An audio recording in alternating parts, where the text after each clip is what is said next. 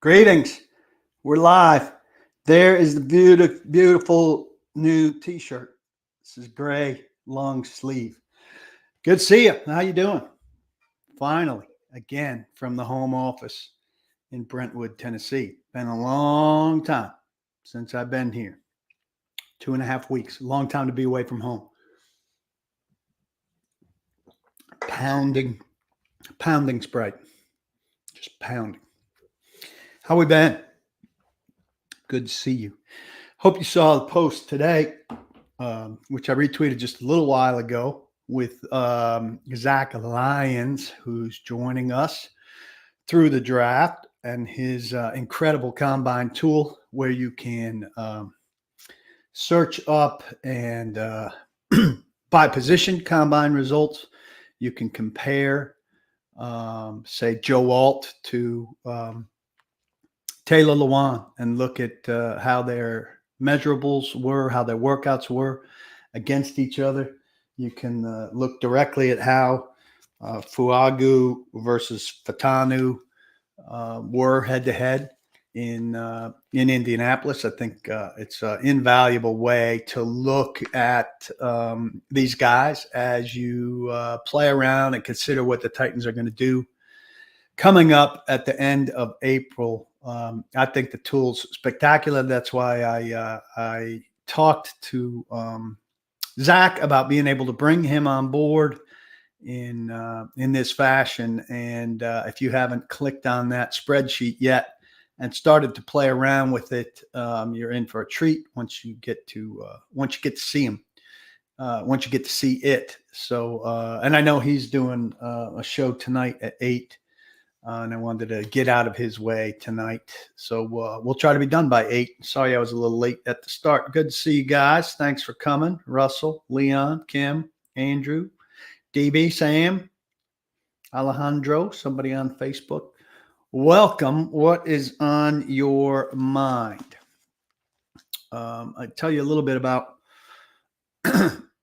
what I saw at the Combine. And really, this is just such an ideal draft for the Titans in that, one personnel guy I talked to with another team said he thinks that 10 offensive tackles will go, or 10 offensive linemen. I think in the first 50, Titans are definitely going to be a part of that. We've seen as many as 12 wide receivers listed on big boards in the top. So there are certainly options for the Titans there. It would be good if they could get more picks, obviously, and the development today that could help them is Denver parting ways with Russell Wilson. And, I just played around. I think if the Broncos wanted to come up to number 7 from number 12, playing around with a value chart that includes the values right now and the Jimmy Johnson side of things, which is what people still wind up kind of leaning on in terms of values. Titans could get 81st in the third round and maybe a 2025 third rounder. So would you drop from 7 to 12 for 81 in the third round where the Titans don't have a pick and a 2025 third rounder? It seems to be right on that line where you wouldn't say automatically I would do that, but you'd have to give it a serious consideration. Andrew says free agent wide receivers are drying up fast. I mean, I never expected Higgins to get to the market. I didn't think Evans was a guy that the Titans should be in on, though it sounds like they would have been in on him. I just think you need to be younger. If DeAndre Hopkins is the best guy that they're joining, as good and as consistent as Mike Evans has been, Calvin Ridley, I think, is a guy you've got to worry about a little bit when he gets big money. Michael Pittman, I guess, sounds like Chris Ballard said he's going to be a Colt in some form or fashion, whether they put the tag on him or get a deal done. He's not fast enough for me. He's kind of a traditional Titan receiver with big size and speed, but I'm sorry, big size and physicality, but not necessarily the speed the Titans need. Ivan Gregory, how you doing, my friend? His biggest worry is no quality left tackle will be there at 38, which forces a hand at 7. Where are you going wrong? Well, it's a good question because Alt could be gone before 7. Fashanu is how he pronounces it. Are his hands a little bit of a concern? That nobody was talking about him while he was playing so well at Penn State, but he's got very little hands for an offensive lineman. And then you get into the next tier that are definitely going to be gone before 38. So is Patrick Paul a good enough prospect? I think he could be there at 38. Wants to be the president of Nigeria after he plays football. He's a fascinating guy. Is he good enough, talented enough to be first day starter after Bill Callahan has his hands on him for a time? I don't know, but I think if you're talking about a guy at 38, you probably you want to have an insurance plan there where you have a veteran option who could also play. Mims probably gone by 38. He is a gigantic man. Didn't test or only tested in a few. Terrific looking, imposing guy. But is he there? Sam has Panda PTSD. I don't know. Did he kill the combine? He didn't run, did he? I'll go here and look at his testing. Mims. I thought I saw that he certainly didn't do the full plate of work. Maybe I was a little early there. Marius Mims.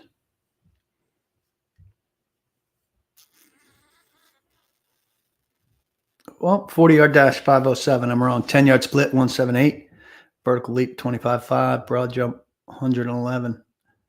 That's pretty damn good for a guy his size. An RAS of 9.7. So I take back what I said there. I understand the Panda PTSD. He's a problem there to a degree.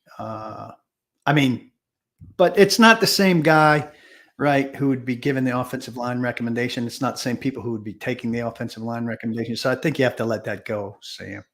And Georgia's pretty damn good football program. So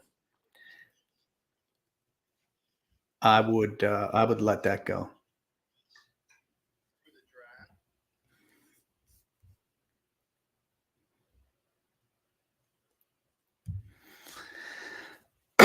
Well, I think if you go back to 12, you're probably, Leon's asking if they do trade back, how far is too far back before no prime OL or wide receiver prospects are available?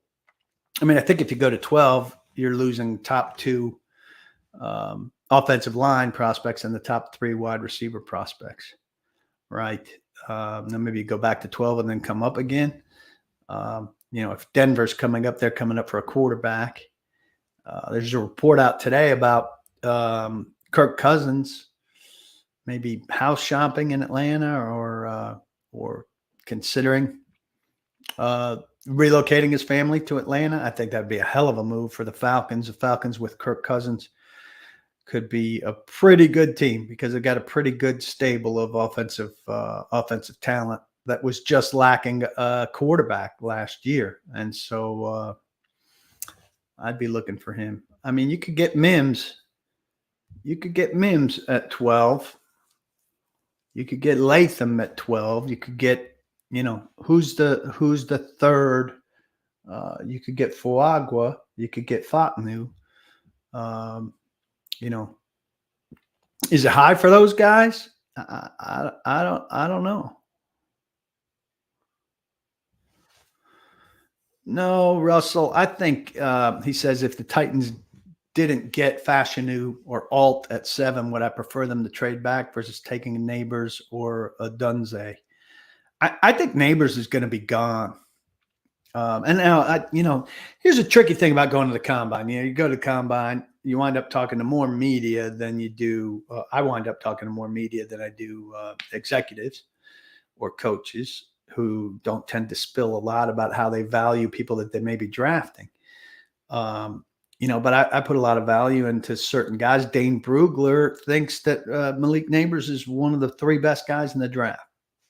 Now, if he's one of the 3 best guys in the draft, I have a hard time seeing him lasting till 7. So now some people have a concern with the way he kind of conducted himself in terms of his, not just his unwillingness to test, but kind of the way he went about it. I think you can't read too much into that kind of stuff. He's got more speed than Rome. Rome was faster than I expected him to be because he wasn't a great separator in college. So maybe he's got more potential in that department than we expect. But I think if you wind up with one of those 3 guys, I mean, the guy of those 4 now that has the biggest concern, I think, is Fashanu. Maybe because of the hands and because you didn't get to see him work. Though you didn't get to see Neighbors work, and you know what he is. So I still think if they get one of those 4 guys at 7, they're in very good shape. But maybe things have shifted a little bit, and we'll have to wait to hear about that. Brian Thomas, I think, maybe is now the 4th wide receiver. And we'll learn about that. Ivan's talking here about Latham, and he feels like he's a right tackle. So many of these offensive linemen, well, this guy's good, but he probably projects to guard. Well, this guy's good, but he probably right tackle. I need a guy that they're going to give every chance to be a left tackle who's, in all likelihood going to be a left tackle. So, as good as the offensive line pool is, how many guys are guaranteed left tackles? You got to have one of them. So maybe that sways things in favor of Alt or Fashanu, because it's pretty clear, though. I mean, Alt they're talking about for the Chargers at 5. Now I've seen it swing back to Neighbors to the Chargers at 5. But if Alt goes to the Chargers at 5, he's playing right tackle for the time being because they're set at left tackle. Wouldn't it be nice to have that problem with a pair of bookend tackles? Not something that the Titans are dealing with. Yeah, and Andrew Frill's basically agreeing with what I said there. I think he thinks with one of the 2 top left tackles or top 3 wide receiver, it's a win. I don't think Harrison's got a chance of getting to 7. But yeah.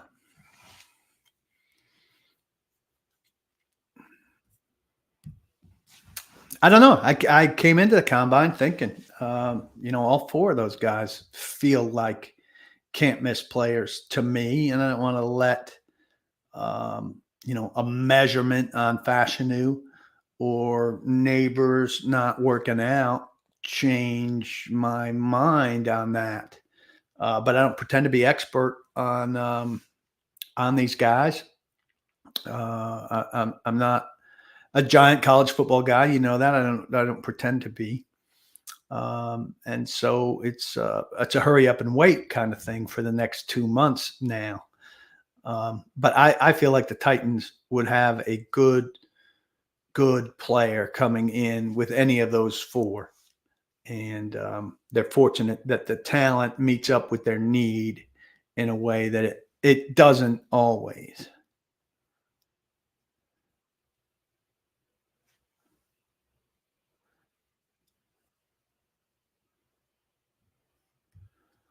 Yeah, so Russell's talking about, well, Chargers wouldn't be drafting a right tackle. They'd be drafting a left tackle, and they'd have two quality left tackles. They'd just be playing one of them on the right. But with their aging wide receivers, it does seem like certainly they could help themselves there. But you're guaranteeing Herbert some fantastic protection if you had those two great bookends. Sam says, if the guy you're getting is an elite right tackle, doesn't that help either way? Allows help to shift to the left side. Need two good ones in today's league, especially considering more passing coming with Callie. Yeah, that's fine, but they've not been miserable at right tackle, right? They've been able, Hubbard played a reasonably good right tackle for a time. They patchworked right tackle semi-sufficiently. Left tackle, that was not the case. And again, I get your overall point, and right tackle has become much more important, but still left tackle has a blind side, more premier quality to it. And Titans need more guys at premier spots. Top corner, top receiver, top offensive lineman. Top offensive lineman is generally on your left side. So plus, like a very good right tackle is a good thing to have, but you'd rather have your best offensive lineman be capable of playing left tackle at the very least.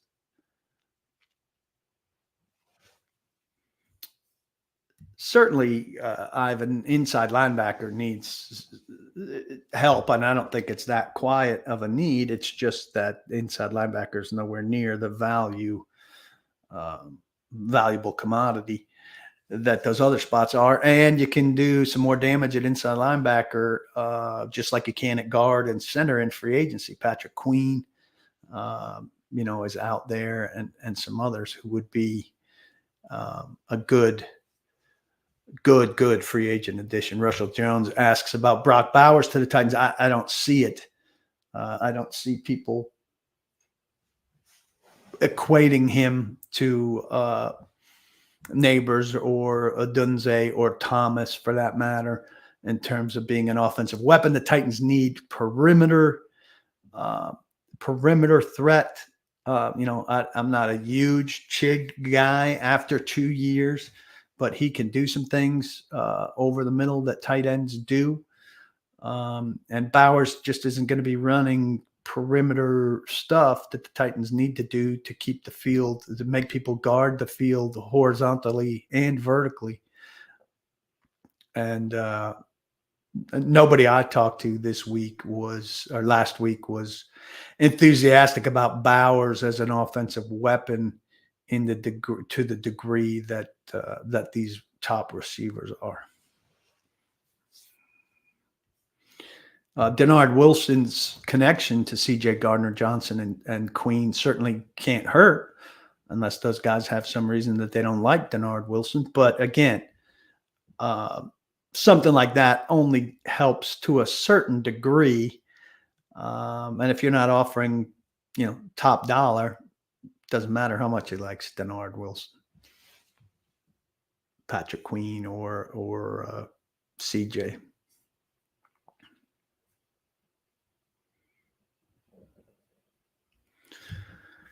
Well, somebody says with a run on quarterbacks at the top of the draft, some of these other players have to drop. That does figure to be true. You want a fourth quarterback to go. That would help you. But you're presuming that Caleb Williams is going. You're presuming Drake May is going. I think those are safe. You're presuming that who's the third there? Daniels is going, though the Daniels buzz seems to be fading a little bit. But there's 3 of 7. And maybe somebody comes in for McCarthy. If 4 of 7 are there, well, the math tells you one of the 4 players we're talking about is going to be there. If 3 of 7, it's conceivable you're getting the last one. But yes, the math does work in the Titans' favor, and that's a good thing. They're going to come out of this with a very good player. My best personnel source, who helps me the most, and who I trust his opinions a lot,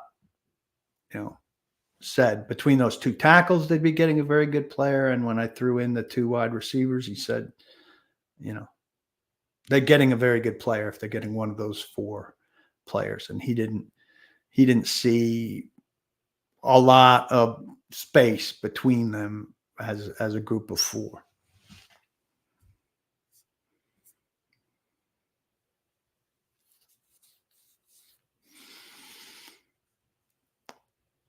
Well, who's the team that's taking the fourth quarterback before them?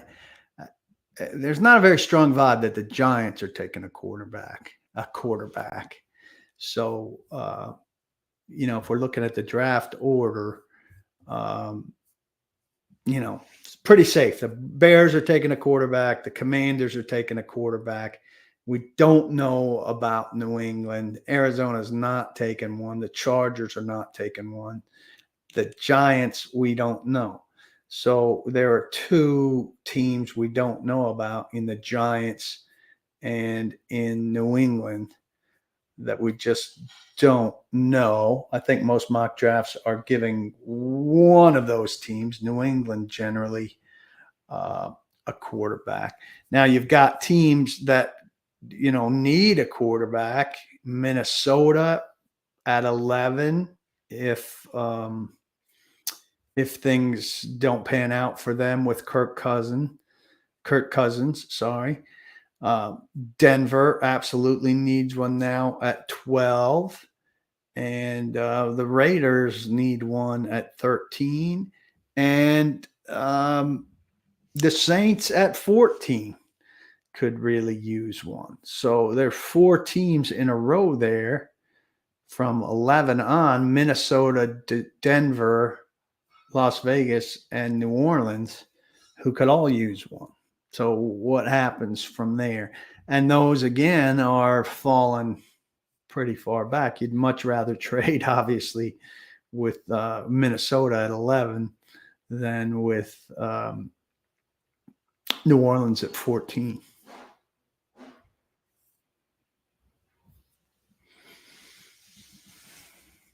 Falcons, would be terrific to come up from 8. But I'm thinking more and more that Cousins is winding up there. Giants are done with Daniel Jones per Rich Eisen, so that would be good for the Titans in terms of somebody in front of them taking a quarterback. It'd be bad for the Titans in terms of nobody needing to trade up to take that quarterback.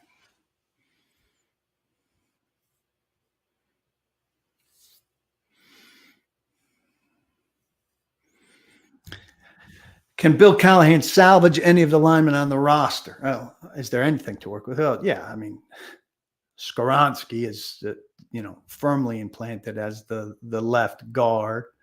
I think the right tackle could be on the team. I was talking to Greg Cosell about this. He thinks that Nicholas Petit-Frere still has a chance, and that would make the most sense as one of the existing guys to survive and be revived by Bill Callahan. He had a bad season. The suspension hurt him. He didn't play well before that in training camp. He didn't play well when he emerged after that. Then he hurt the shoulder.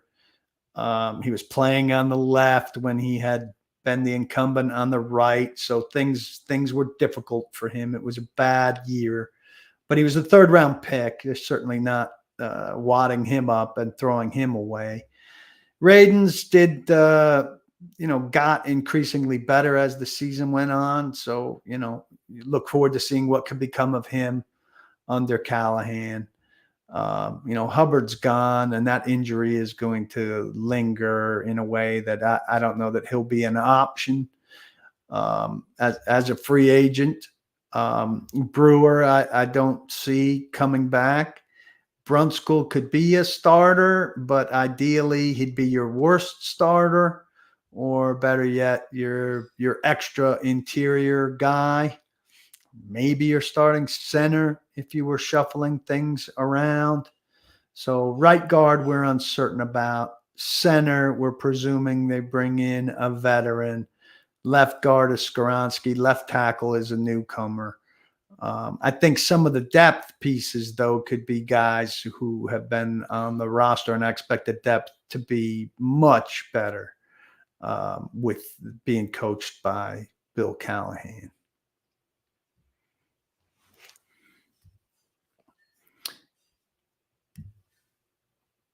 7-5 driver says left tackle before receiver. Doesn't matter how good a receiver you get if Levis is on his back. I mean, that's a popular line of thinking. And I am a left tackle guy in this scenario as well. But, and you know, the Bengals example isn't the only one, but they went with Jamar Chase over Penei Sewell, and it worked out pretty well for them with Joe Burrow able to make throws behind not a very good line, get himself out of trouble, and hit a playmaker that has done significant damage. Did that year and since. So now he had a pre-existing relationship from LSU with Chase, you know, and there was more complexity to that situation, but it's similar in some ways. And Brian Callahan says all things being equal, he likes the guys that scores touchdowns. Now, is Joe Alt graded equal to Rome Odunze? You know, and how equal do they have to be? You know, if Joe Alt is this much better than Rome, do they take the receiver? If Joe Alt is that much better than Rome, then you've got to take the guy who's graded that much better, I think. So a lot still to be determined.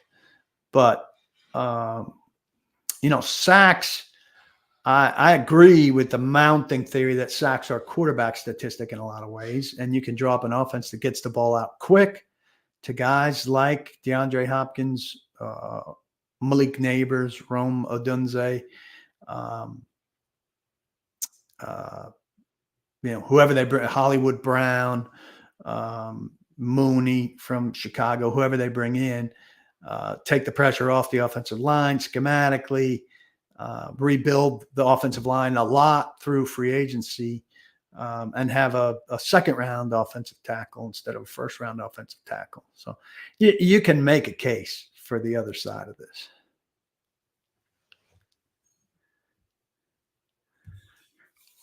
I don't know how many guys are working out at the facility. We know somebody like Stonehouse is, because Callahan's talked about him being there. We know Levis is. If I'm a hopeful returnee, I'm probably not working out at the Titans facility. I'm working out on my own as I head towards potential free agency. I don't know that Azeez Al-Shaair or Sean Murphy Bunting would be working out at the Titans facility. With free agency coming so close, you'd probably be working out at home, back on your college campus, or, you know, like Derrick Henry never worked out with the Titans at this time of year. Certainly wouldn't be working out with them now. He's in Dallas.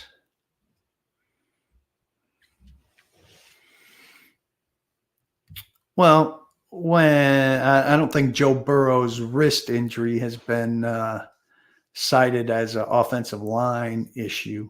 Not every injury comes down to a hit that you take from bad protection. So it's a little simple of a line to draw. He also took him to a Super Bowl, and he got sacked 9 times in the first game en route to there and did just fine. Well, D-Gup, this drafting for need versus drafting for the best player is BS. Everybody drafts for need. Like if the Titans truly weren't drafting for need in this draft, then a quarterback might be the best guy. But they're not taking a quarterback because in their big picture vision, they don't need a quarterback. If the best player on their board was a safety, they probably wouldn't take a safety because safety positional value is not the same as left tackle or receiver. So you're taking for need. You're taking the best player available at a position that you need. That's a position of value generally.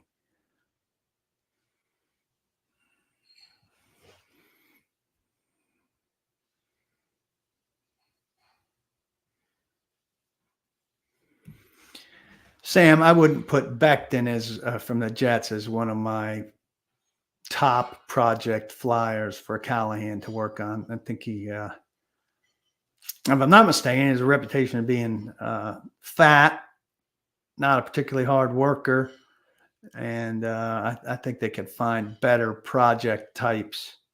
But maybe they've got a key to him, a connection or something. It certainly should be cheap, but he's been an outright disaster. Here's the T-shirt again. I've got a hoodie, I've got a T-shirt, I've got this long sleeve T-shirt. So the link is out at it should be on the shop button on my page, but it's on Twitter, it's on Facebook, it's on Instagram. So it's really nice quality stuff. I hope you'll join the movement. We'll change the traffic flow and shows your PK Insider. Check it out.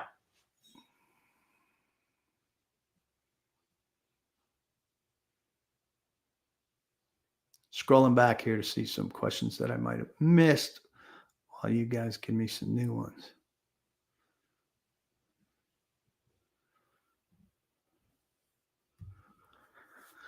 Russell wants to know if the Titans being listed as having been interested in Evans before he re-signed today tells me anything about their willingness to spend big money. I think they're absolutely willing to spend big money. They've got a lot of money. They've got a lot of needs, and they need some premier players. Why would they not be willing to spend big money? Don't number me amongst the people that doesn't expect them to spend big money. Spend big money on guys that are worth big money. And they should overpay to a degree for people that, they think are great fits for them compared to what the market views them as worth. Sam's picking up on that. How many big name impact free agents do I think they can reasonably bring in? Do I expect any pending free agents such as Al-Shaair, Sean Murphy-Bunting, or Autry to possibly re-sign before free agency begins? Do I expect Dillard to get cut? I certainly would expect Dillard to be cut.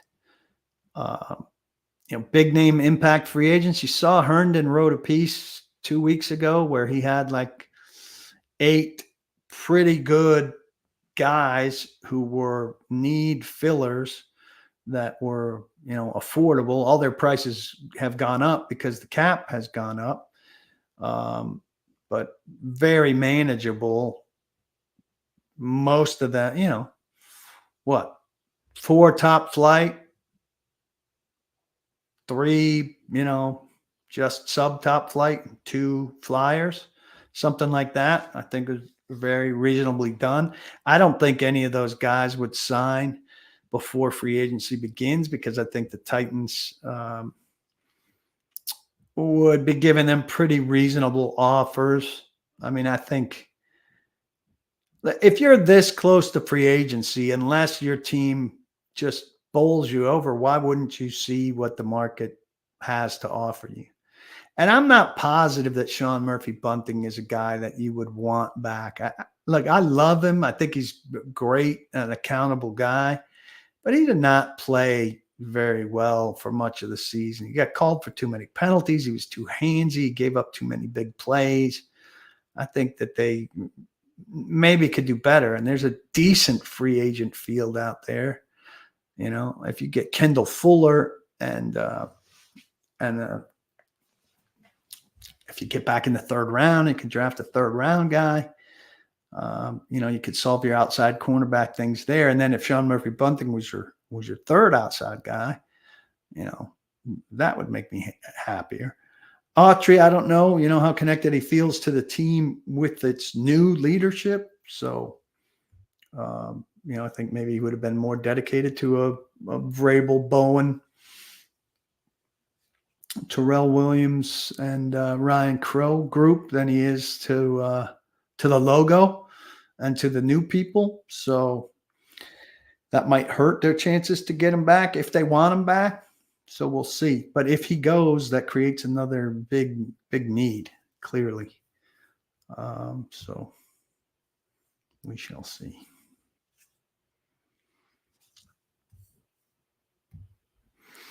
Well, there are a couple things. It's hard. I'll take it first from an analyst perspective. Brugler really likes Neighbors and thinks he'll be gone in the top 3. That influences me a little bit.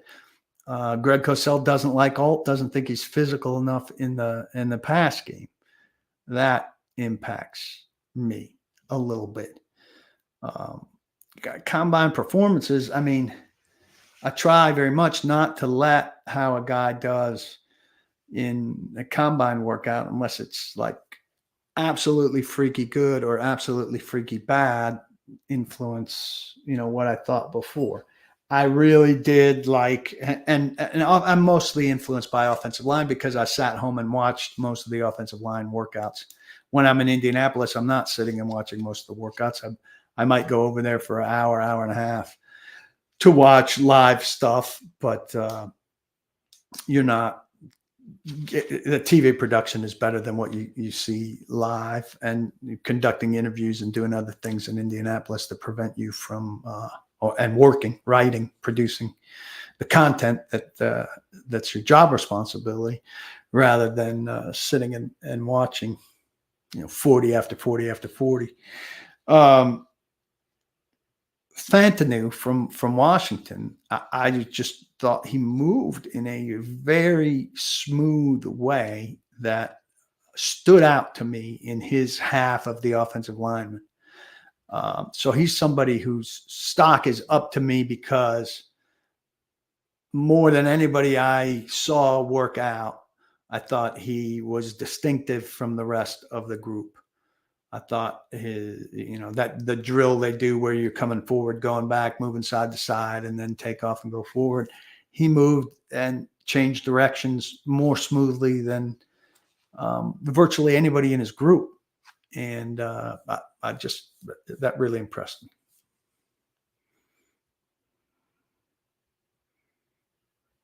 What else we got? Yeah, I don't think we're going to know how poor the coaches were on the offensive side of the ball until we see, what the difference is with the new people on the offensive side of the ball. And if we see that, let's pick a player, let's say Chig. Chig didn't have a very good second year, came on a little bit later, was asked to block way more than he should have been. So can they, personnel-wise and scheme-wise, get to a place where Chig could do more of the promising pass game things that we saw the potential for him to do? If that's the case, that'll be a matter of scheme and coaching him up, I guess. And then we could say, well, Houghton, with his hands on him, and Callahan, with his scheme, have done wonders for Chig. But I don't think it was an outstanding offensive staff by any means. But I think last year's team, the number one problem was not the coaching; it was the personnel. Now, I don't think it was great coaching by any means, but the personnel was really bad.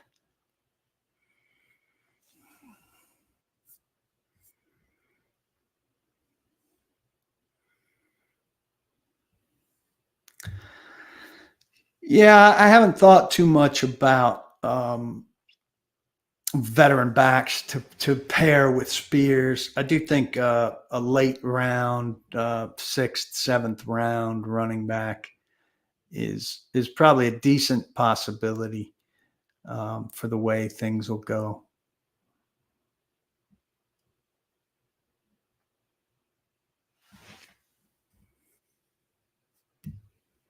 It was Vrabel. You think that that Rossini got that the Titans were interested in Evans from the Titans? She had a list of teams that Evans was going to be courted by. You think she got that from 4 individual teams or one agent? One agent.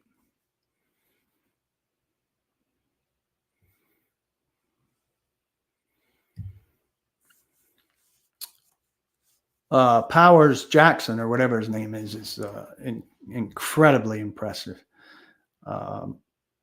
He's a first round pick, and he's going to be a stud at center, but he's not anybody that the Titans can get a hold of. But he's going to be something to watch. Really good. Yeah, there are a bunch of running backs. Louisville,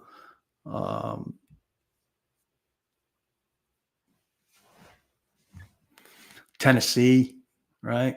A whole bunch of them. Yeah, I talked to Brable here and there.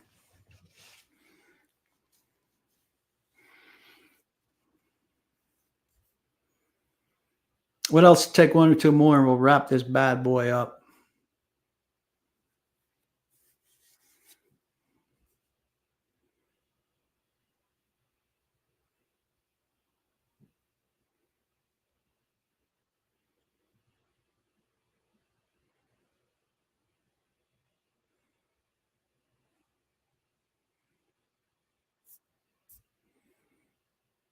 There's another one, Ray Davis out of Kentucky. A lot of these guys, there's a stack of them that are, late round guys. Isaac Garanetto from Louisville. If you go read, and you should, and start playing with this draft tool from what Zach Lyons talked about, he's one of the guys that's in his list. And what he does is really match up Titans traits. He's looking at what the Titans have drafted recently: Carthon guys, Callahan guys, Bill Callahan guys, stuff like that. I would hope that there'd be a smaller receiver in the mix of what they get, hopefully, in bringing in 3 wide receivers, that they wouldn't be as staunch on everybody having to be big the way they were for Vrabel and Tannehill. Oh, they'll bring in a vet. They'd be crazy not to bring in a vet. There's some good ones: Tyrod Taylor, Minshew, Dobbs, good veteran backup types out there, and they need one.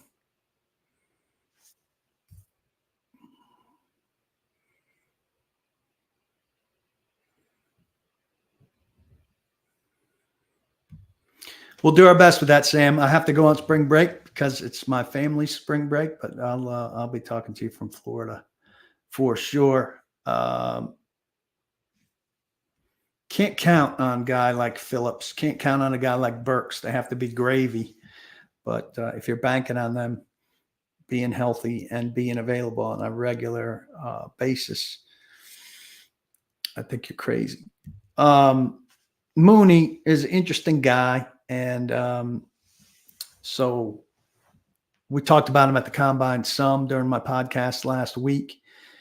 Thing is, Tyke had him in Chicago when his role was getting minimized. So change of scenery, do Darnell Mooney wonders. I mean, he's got some speed. And hopefully a change of scenery. He's a guy that change of scenery would do well. He's been on a trading block, it sounds like, for the better part of 2 weeks. 2 years, sorry. So, would hope he could come and be a help, but you don't know for sure. Better than people that are in the mix, for sure. Hey, I appreciate you guys coming. It's good to see you. Stay tuned for a lot of good stuff this week. Don't block the box, as you can see on this great shirt. But be sure to lock your locks. Go get one of these for yourself. Talk to you soon, guys. Thanks.